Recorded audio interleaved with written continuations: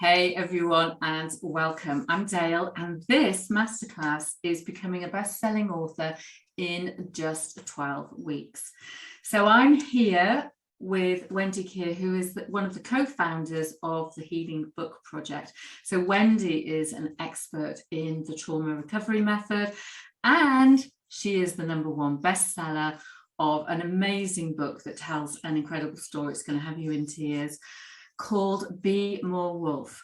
So who am I? Well, I've got 2 best-selling books. So Writing to Heal and Plan Your Non-Fiction Book in a Weekend, which is a bit of a mouthful.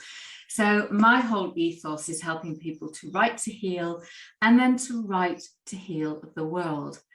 So let's get that elephant, that word bestseller, out of the way before we start, because I know for a lot of people it really brings things up.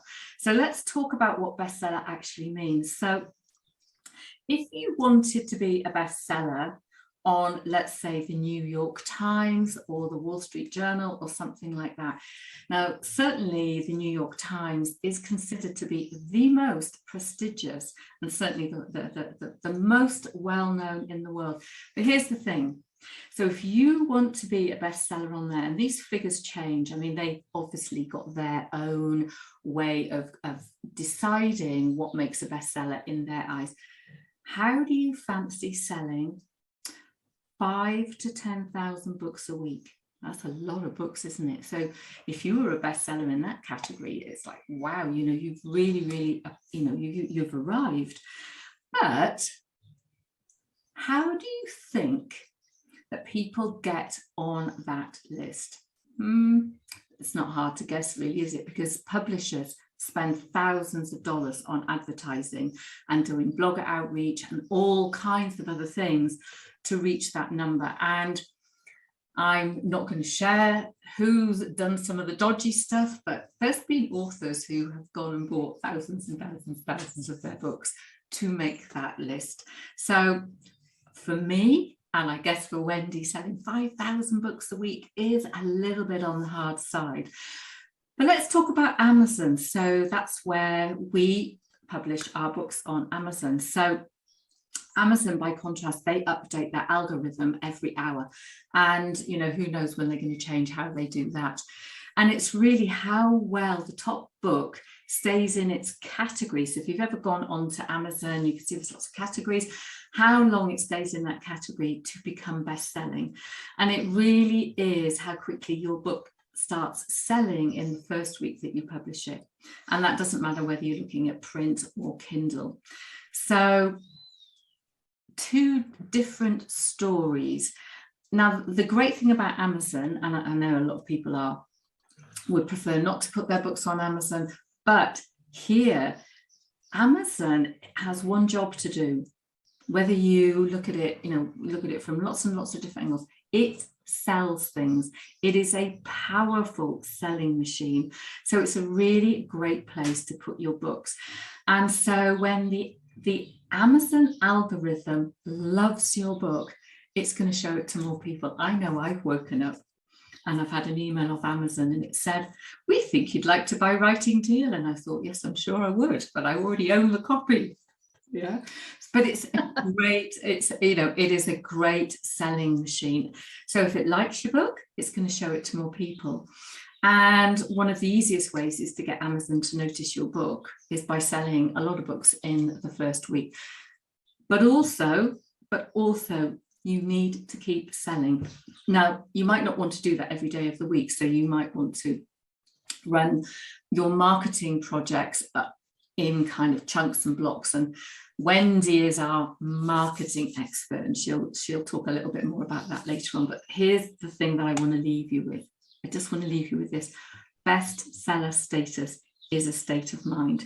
It makes you feel good, and rightly so. I know when I published Plan Your Non-Fiction Book in a Weekend, I was there, and Wendy, I'm sure you were the same with Being More Wolf. I was there all the time going, and watching it rise in, like, you know, different categories. And I haven't got the pictures anymore, but taking pictures of the screen going, "Oh, I'm a #1. And it was really, really exciting. And it gave me lots of credibility, helped me sell lots more books. It made it easier for me to sell future books.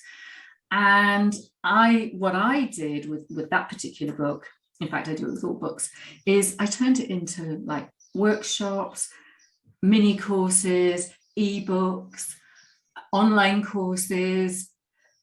Do you know, I can't even think, but I have a whole roadmap just because I wrote that book. And I'm sure, Wendy, you feel exactly the same way.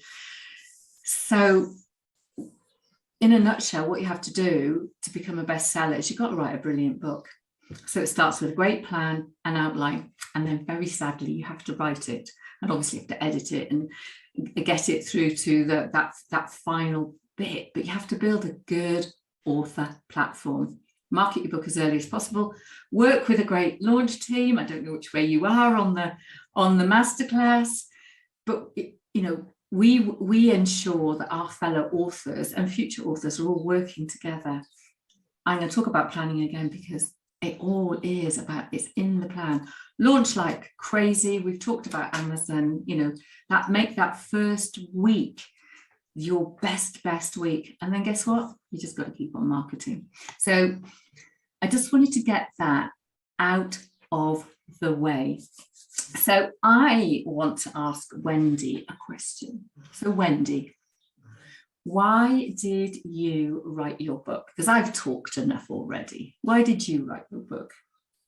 For me, it was really about putting my expertise, my knowledge, what I believe to be true, out into the world so people could see that I owned it. So I was more credible. So I would be picked over my competition. That I'd really just, this is what I believe in, this is what I believe true, I know it works, it's my best material. And one thing I hadn't actually, talking about expert status, it's not some bestseller status, it's not something I thought about when I was writing the book. I just wanted to write the book. And someone said to me, oh, you're going to get to number one. And I was like, no, I don't think so, because I just wanted to write the book. But then when I got to number one, I was like, oh my God, I've got to number one. People see you differently. They want to interview you. They want you in magazines. It brought a whole new level of credibility, which is what I wanted, to the business, without me realizing what the bestseller status would give me. And I've watched you doing it, and it's been an amazing journey. I mean, I've watched you through the writing, and then just that pure excitement of getting that bestseller status, but also being able to use that to brand yourself in a different way. And I know you've got loads and loads of plans and stuff in the pipeline, which are, the way that you're going to grow your business on the back of the book. So if I think about me, why do I write, I have a big pile of books over there. I love writing. But for me, I find it really, really healing, and it helps me make sense of my life. So I've been through a lot of stuff, and I've written a lot of books that I haven't published that are healing books, but they will see the light of day. For me, it's when is it the right book for the right time. But if I think about writing to heal and planning a nonfiction book, for me, it was inspiring other people to know that it was possible, and giving people that methodology of being able to write to heal and then write to heal the world. I'm a great believer in, we need stories to help heal humanity. And I think that if we can just inspire one person through whatever that story is and help them to know what's possible in the world, then I feel my work is done. But then, like Wendy, it's being an expert. I love it when I get asked to talk. I do all kinds of different presentations. I see students on my courses based on the stuff in my book, and they love what I've put forward, and my little ego loves that. So I'm going to be honest, it does. I absolutely love that when someone comes back and says, oh, I love whatever it is, and why not? Writing a book is a big task. So what about this question of like the challenges that come up, Wendy? I mean, you've obviously, you've written a book, you've overcome your challenges. What do you see when you talk to other people who want to write a book? So a lot of people get stuck in their own story, right, which is understandable because the subjects that we are writing about are quite challenging to those individuals. yeah. So they'll get stuck in the story rather than taking a helicopter view of what it is that they want to write about. But, the usual stuff. I don't have the time. What if people don't believe me? I don't know which part of my story to share. So they're really in it, in the story, rather than actually taking a step back and having a framework to work with, where they can, think about the beginning, the middle, and the end in a way that is healing for them at the same time, but also makes it clear for the reader to understand the story. So some of the common ones, I don't have the time, but on a deeper level, it's really about people being stuck in their story, not being able to express it and move through it. And that is an absolutely a brilliant point, because although I've been helping people to write books for a long time, I've done that for myself. For the really deep healing stuff is, I've got caught in that stuff because I've still been healing it. The other things I've come across is people having this big lack of confidence. They don't trust themselves. I have worked with some amazing people, and people, if I come back to what you said, people come back into the story, and even if they're writing a very practical book, they come into the story of their lack of confidence. And it always amazes me, because I have worked with some incredible people, and it is lack of confidence, lack of that trust in themselves, scared of judgment from other people, because they are out there being that expert, and all of a sudden they've put their expertise in a book and someone's going to pick it up and read it. It's like, oh, who's going to want to listen to that? But also, when I think about memoir and personal story, I've talked to a lot of people who desperately want to write, but are terrified they're going to upset other people. And I've got all kinds of strategies and things about how we get over that. But for a lot of people, it completely and utterly freaks them out. But there's also that sense of overwhelm. And you use that word helicopter. It's take that helicopter view. And I think, if you have a good plan, a good outline, a good structure, and you break it down into little baby bite-sized chunks, you get it done. So when it comes to overwhelm, it really is, and my best advice is helicopter view, like you've just said, plan, outline, get that structure, and little baby bite-sized. I wish I had a bar of chocolate on my table. I could show, if you have a look at a bar of chocolate, I mean, please don't tell me you get a bar of chocolate. I do, yeah. No. So you just ruined my analogy. But really, you break it off and you eat it a chunk at a time. And that's what writing a book is you do it a chunk at a time. And, it's really, really interesting. There's a guy long gone, Ralph Ellison. He worked for 40 years on his follow-up novel to The Invisible Man, and I know lots of 40 years, almost as old as I am. But the important bit, there's always a deeper reason, the trauma, and it's just not the right time. So it's about looking at those deeper it's a big one, and people don't realize that it's their own experience. All of these other things like time and procrastination and money, even money, is all a defense mechanism to try and protect them and keep them safe. But actually what they need to do is move through that, not to stop at when the gate comes down, but to actually acknowledge it and move through it.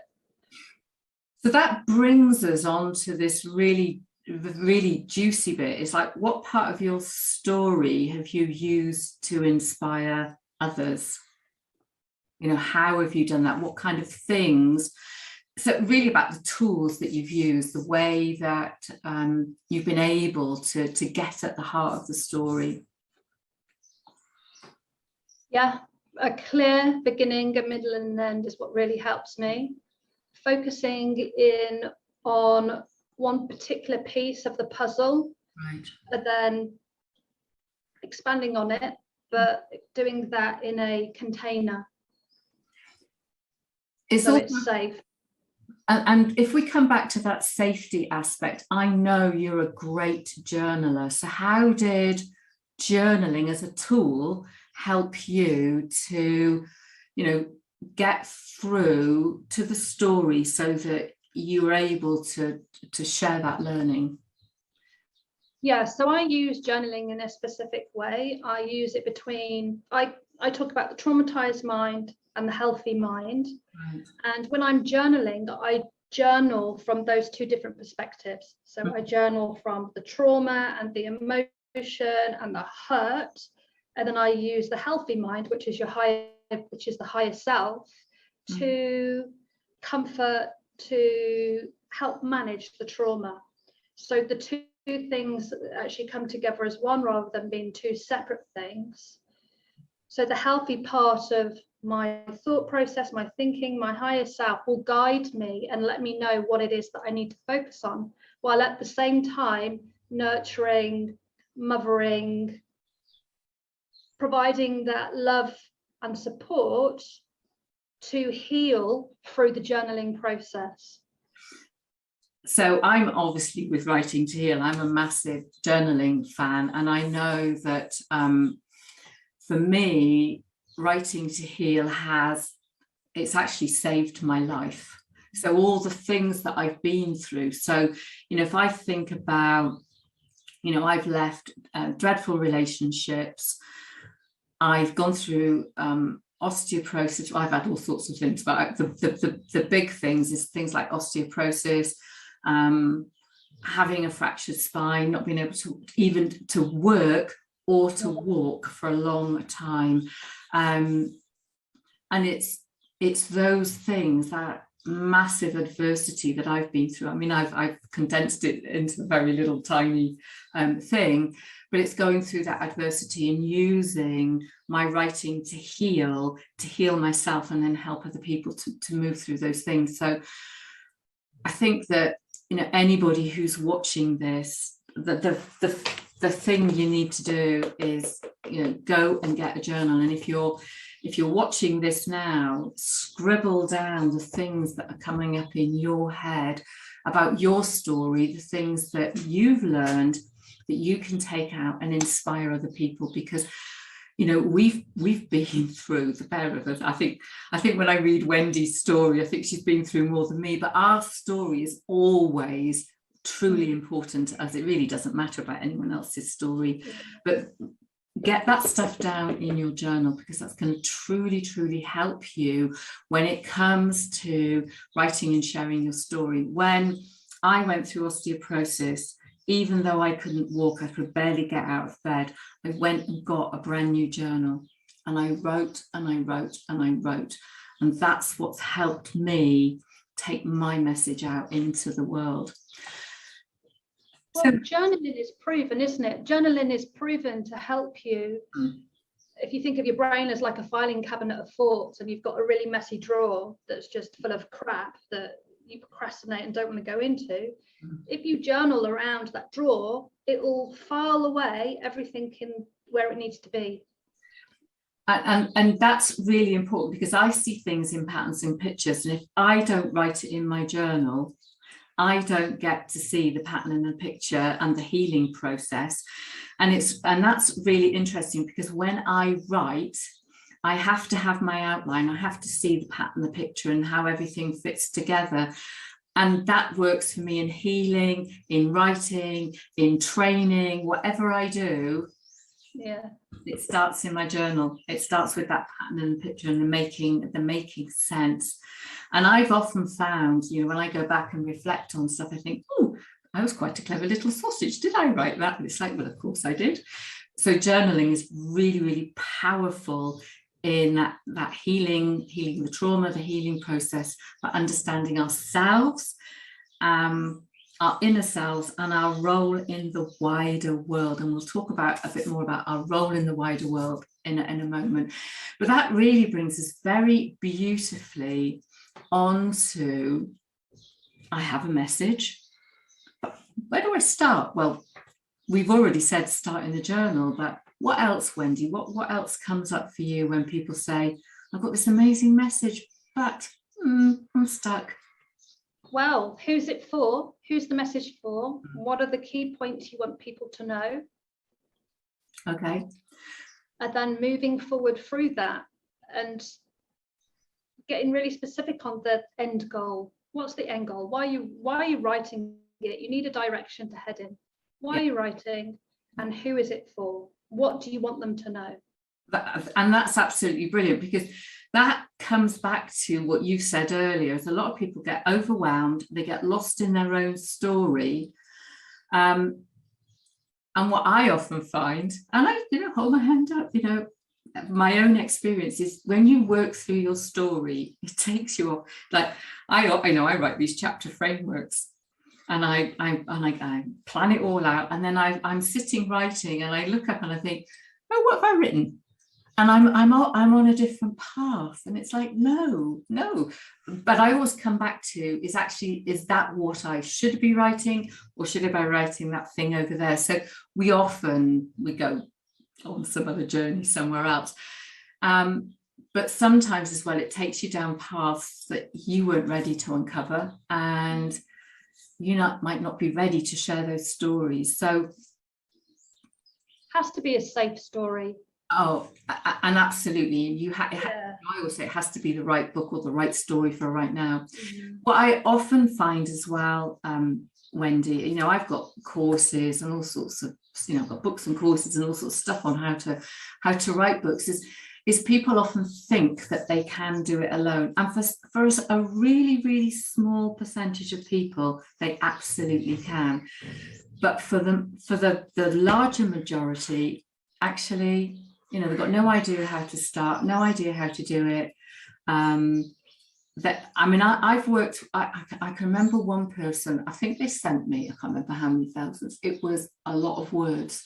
And most of it was actually pure hatred and bile of their story.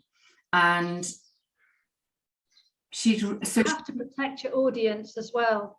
And we had to take thousands and thousands and thousands of words. I mean, literally, I read it, and it was like the outpourings of a journal. She'd been through a terrible time, and there was it was absolute hatred. And she thought that she could do it alone, and she was going to produce this book. But actually, what we got to was something that was so much better.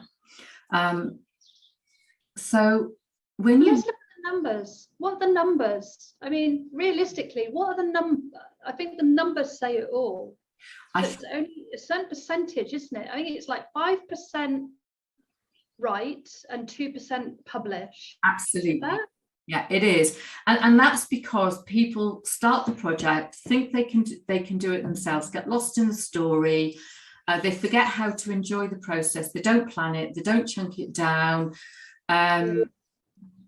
And there's a whole, you talked about that traumatized mind and the healthy mind. That's you've got this good freeze. You've got Mildred over here go, you can't do this. And then you've got Frank. I don't know why it's Frank, it's just the names that came to my head. I've got the picture of who's that lovely boxer, Frank Bruno. And I got that picture of Frank Bruno going, you can do this, you can do this. So when it comes down to you don't know where to start, I think that the thing that I would say, start with a plan and outline, but get some help. So we've got the 5% who start and the 2% who publish, but also, and I don't have any figures for this, Wendy, is a lot of people, that 2% who publish their book, rarely make it to number one. And the biggest reason is going to be lack of confidence, lack of trust in self, lack of self-worth. It brings up the old trauma. And what don't they do? They don't market the book. Market it. They don't market it. You have to market it. Yes. The book will only sell when you market it. But there are things you can do to cheat to market it. Absolutely. But, you know, all of that stuff comes up. I wrote a course years and years ago about writer's block. And I came up with, for the course, 8 common excuses. And we've covered one already. Writing a book seems really, really overwhelming. And I'm going to repeat this advice. Plan it. Chunk it down. Enjoy each chunk and celebrate it often. So for me is, if we can get that plan, those phases of the project sorted out, and we can break it down. So all we do is that one little square of chocolate, and then we savor it, as opposed to Wendy, who's going to stuff the whole lot in. You've got no chance of me savoring any chocolate. Seriously. Yesterday, I ate an ice cream, a packet of biscuits, and a packet of sweets in 15 minutes. I am utterly shocked. People who are listening and watching this, cover your ears. So what I do is, every once in a while, I buy myself a box of Lindt dark chocolates, and I put it in my mouth, and I let it all, I savor the whole thing. So I think we've just shared some of our deepest, darkest chocolate secrets, but it truly, plan it, chunk it, enjoy the chunk, celebrate often, and use the journal and reflect in your journal. Don't do what I did. Go on. Don't do what I did, which is I took 8 months out of my business. Okay, admittedly, it was COVID times. Oh, I took 8 months out and wrote solid for 8 months. And I tell you, it was, and especially because I was writing about trauma, which is even makes it doubly hard. Yeah. It was hard work. I'm sure. It was, some days I couldn't even like write 3 words. It was like being stuck in the wax of a candle. I was like, oh, yeah. Don't do what I did. And I totally get that. I'm going to give you a don't do what I did story. When I wrote the first Writing to Heal book, so I'd been running lots of workshops, and I had all kinds of exercises and all sorts of stuff, you know, bits of stuff. I sat down one weekend, and I had my beautiful Ferdy dog next to me.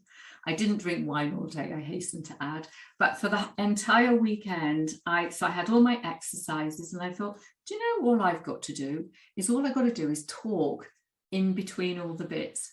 So I sat with a headphone on, I sat with Dragon Naturally Speaking, and I talked 40,000 words in a weekend. But in the evening, I sat with wine.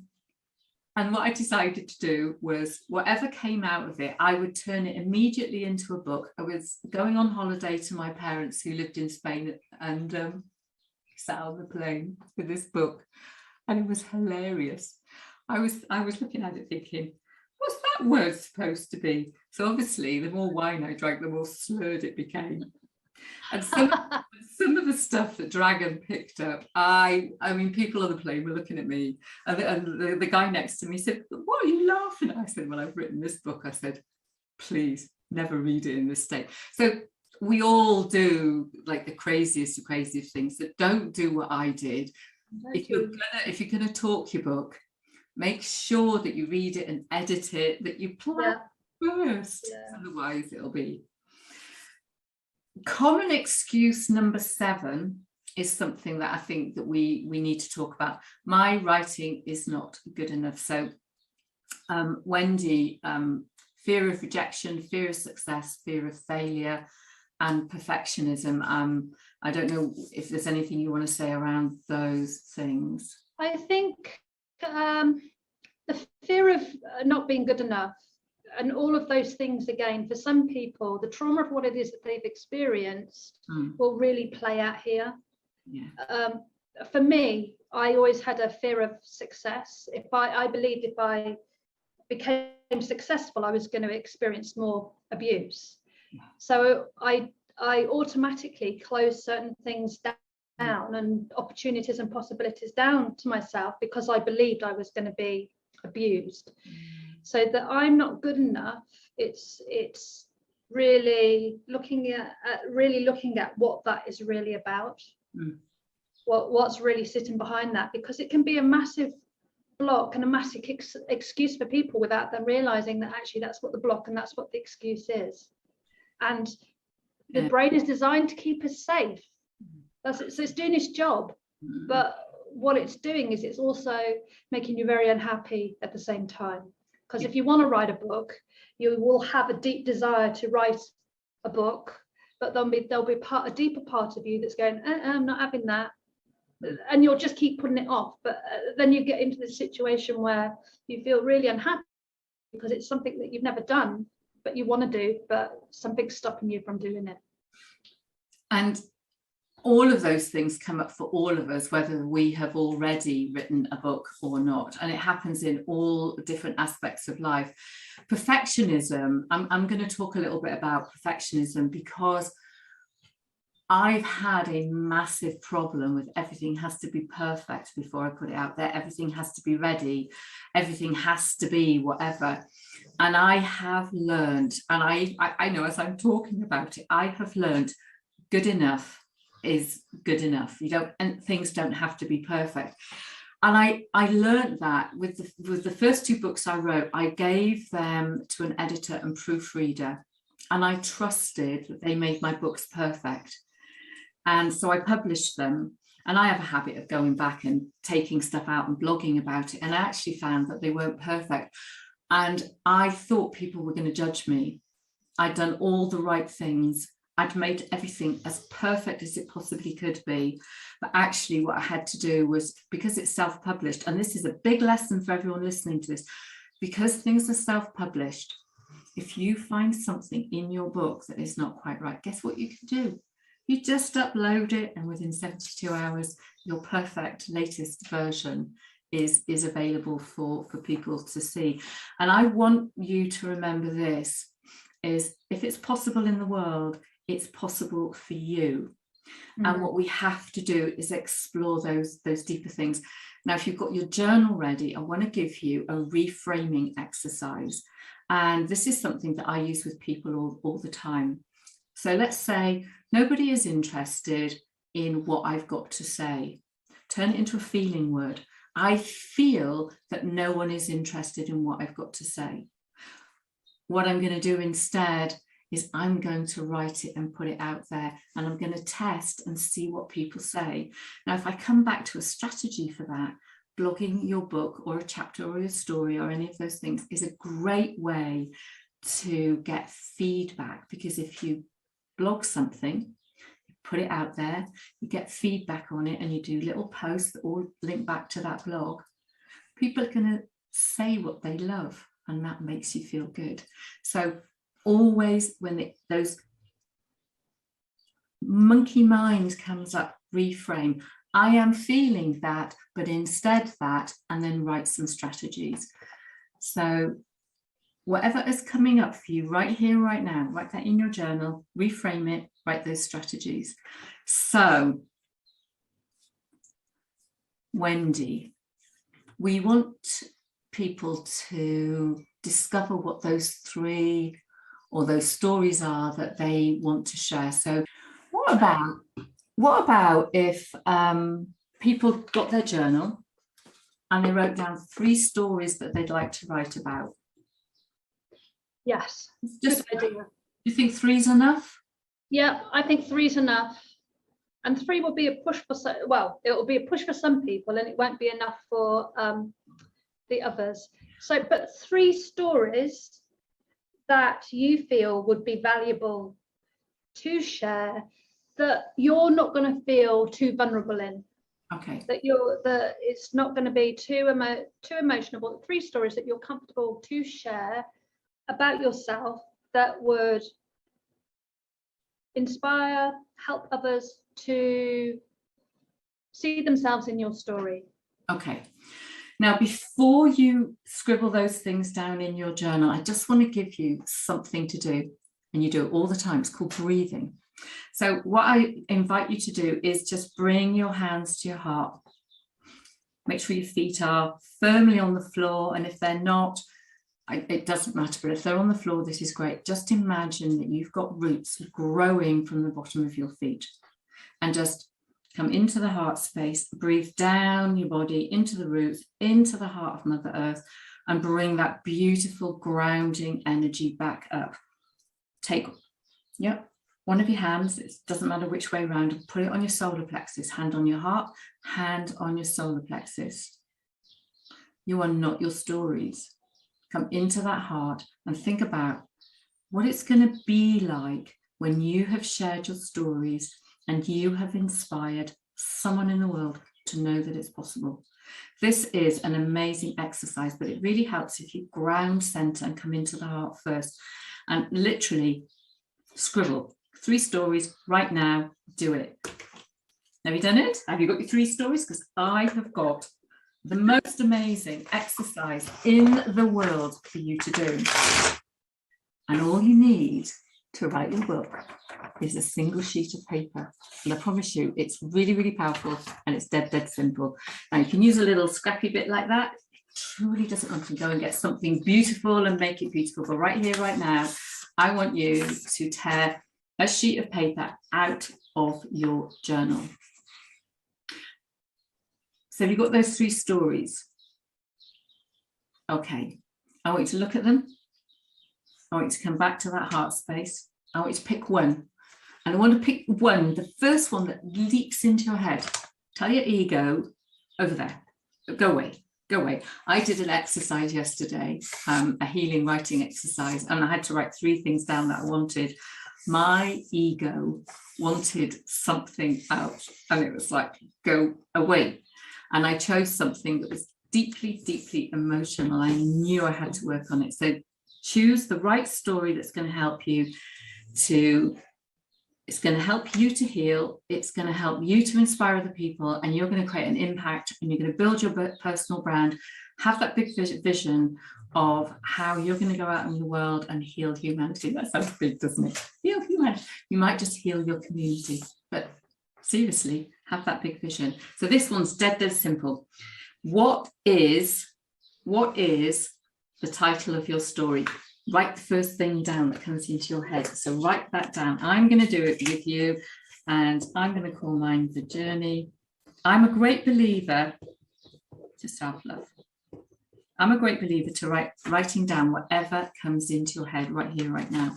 So on the inside of your book, I want you to just write one sentence. What is this chapter about? Well, mine's quite simple, isn't it? Mine's about the journey to self-love, but it's about reclaiming self-worth, really connecting with your heart's desires, trusting yourself to be who you are, and then going after what you want in the world so that you find a deeper sense of purpose and meaning. And I literally have just made that up on the spot.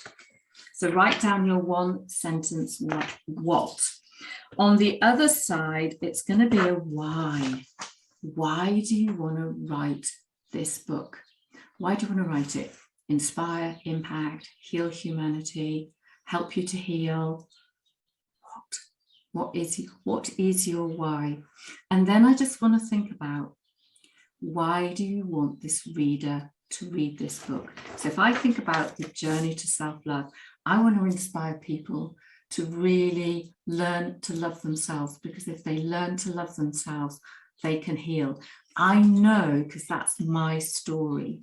So before I had osteoporosis, I hated myself. I looked massively confident. I went out in the world, did my thing, but underneath all of that, there was this person that truly hated every aspect of her being. And when I left a dreadful, dreadful relationship, I left everything behind. I came to Spain, to this rundown old house. I mean, I've done some work on it. Came down to this house in Spain, and my life fell to pieces, and I learned to love myself. When my spine fractured, because I loved myself, I refused drugs. I I healed myself naturally. I healed my spine. I've still got 2 wedge fractures, but I couldn't have done that if I hadn't have loved myself. I loved myself so much that I stepped into my personal power and I really knew who I was. So my lecture on my chapter of my book. Now, the next bit you're not going to do now. So hopefully we've got title, the what and the why. And the next bit's called the blurb. So if you look at the back of any book, there's a blurb. I invite you to pop this under your pillow tonight and sleep on it. So your brain is quite clever. It's going to go, I'm going to find all these little bits and pieces.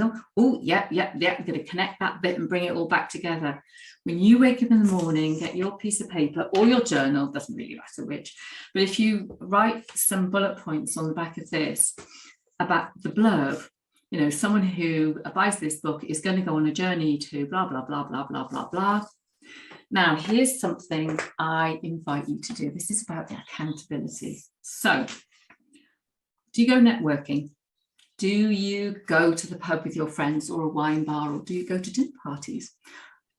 If you're a woman, stick this in your handbag. If you're a blokey, stick it in your back pocket, or if you have one of those lovely man bags. And when people say, hey, what's going on in your life? I invite you to take this out and tell people about your book, because this makes it accountable and it anchors it in there, and it really builds your confidence and builds your trust. And people will ask you questions, and it will, and I promise you, it will flow. It's an amazing exercise. So that's me. I'm done with my story of my life. So you know all about me now. So get out of your way, enjoy the flow of writing. You know, write your 3 stories, do your my chapter exercise. What Wendy and I do is when we run the Healing Book Project, we talk about the benefits of a framework, of outlining, chunking it down, sharing the story, thinking about the vision, getting that purpose, linking to your values. You know, we talk about, you know, how to clear your schedule, enjoy writing, all of those things. Wendy, I think I've waffled too much. Why is it important? More than ever, because you know you've published your book much more recently than I. Why is it much more, you know, why is it important for people right now, right here, to write their story? Well, from a business perspective, and I can only talk from business because that's why I wrote my book, even though it's about trauma, is that, you know, when you're looking to get media coverage, when you're looking to take the business up a grade, up to the next level, when you're dealing with journalists, when you're dealing with people in the media, and you want to get your brand, your personality, the message out to a wider audience, they are less likely, much less likely to want to talk to you, because you haven't claimed what it is that you believe to be true. So you're seen like vanilla, you know, people can't get a sense of who you are, what you are. I was listening to someone talk the other day about him also saying that people just are not talking to people who haven't actually taken claim to and written a book and take ownership of what it is that they believe to be true. They need to stand for something. So I think especially now, because there are so many more people out in the marketplace, is that you have to be the difference that makes the difference. You have to be the change to create the change. You have to really own what it is that you believe in. It's not enough to just go and speak. It's not enough to just do webinars. There has to be a solid piece of work that is focused around your individual framework and your thoughts, that people can go, this person's credible. This person is worth talking to. They know their stuff. They've put pen to paper. They've done the research. They've spent months, in some cases like mine, 8 months writing. It's that you want to be known for something. You need to stand out. You need to be more competitive, and this is the way to do it. Yeah, and I completely agree. And for me, if I add a practical thing to that, it gives you that opportunity to create a product roadmap. So if you think about the book, you can turn that into an ebook, into blogs, into mini courses, into big courses, into memberships, into programs. You can create a signature talk just from a chapter of a book. In fact, you can create all sorts of things. So for me as well, it's having that opportunity to make different sources of revenue.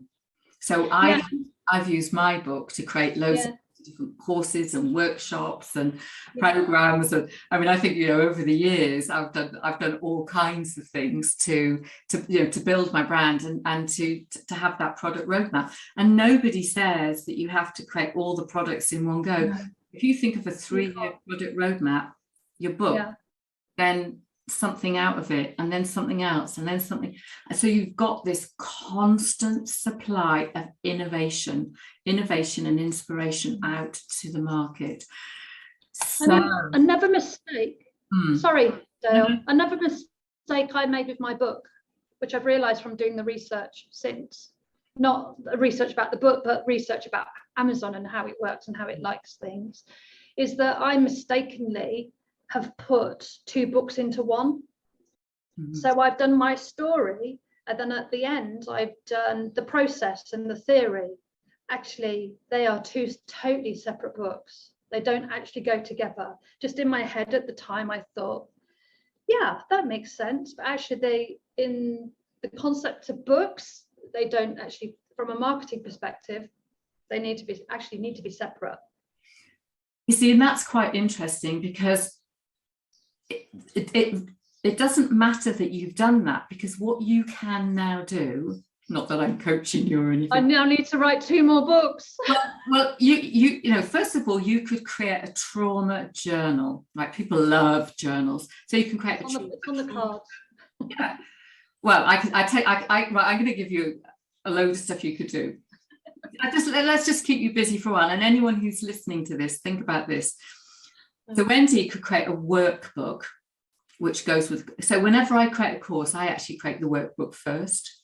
It helps me. So you can create a workbook, so you can expand on the work that you've put into your current book. I wouldn't change your current book. You can create a journal from it.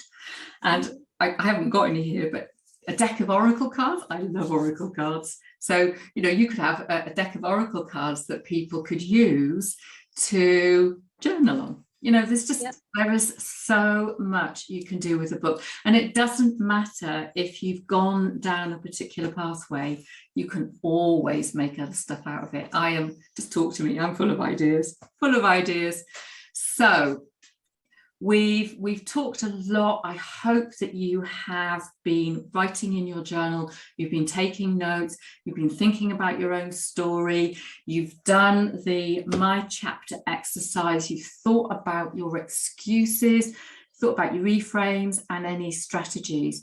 So Wendy, what's the next step for anyone who's come on this masterclass, is really feeling that they want to inspire, impact people, leave a legacy, and write a book? What's the number one thing that they can do today?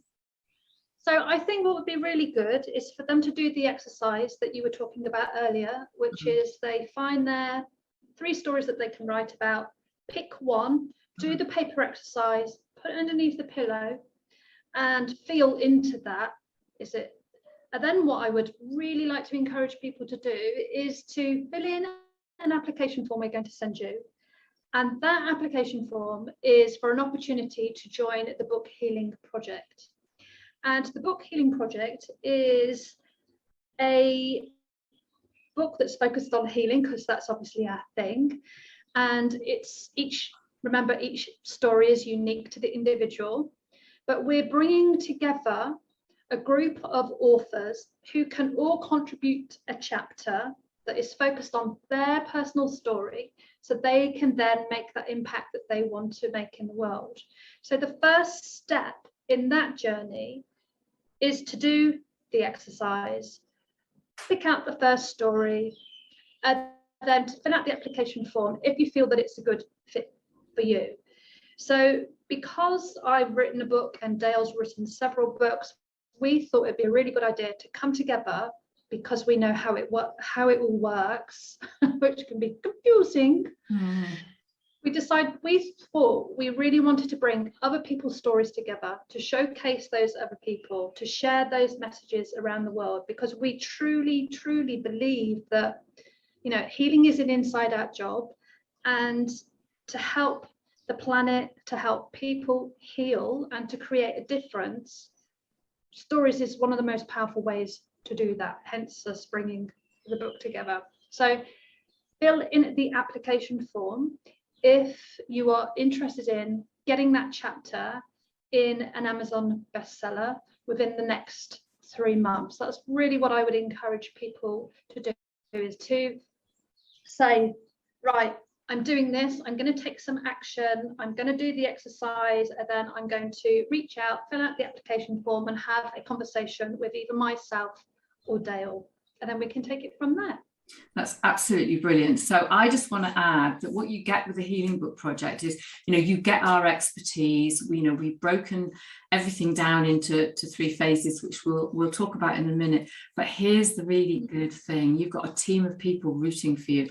Every single person who writes a chapter wants to have a published book. So they're going to write 3,000 words. They've also got the opportunity to write, I'm going to call it a piece of self-help, but it's the how-to piece. So, you know, there's 2 pieces, 2 opportunities to create credibility. So we've got this team of people, you know, literally all you have to do is write a chapter and then, you know, be part of the marketing at the end. You're not doing it alone. You've got other people's help.